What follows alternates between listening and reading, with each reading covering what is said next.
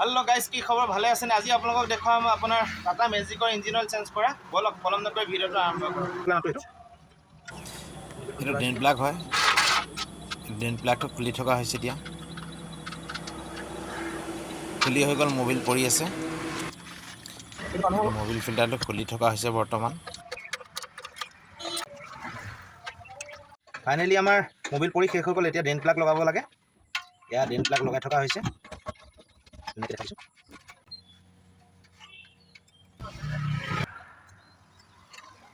আমি এতিয়া ফিল্টাৰটো টাইট কৰি আছোঁ। এইটো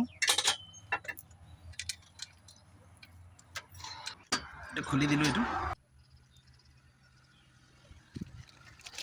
3.5 লিটাৰ আছিল, আমি সম্পূৰ্ণ ভৰা নাই। 2 লিটাৰ 200 গ্ৰাম ভৰাই দিলোঁ।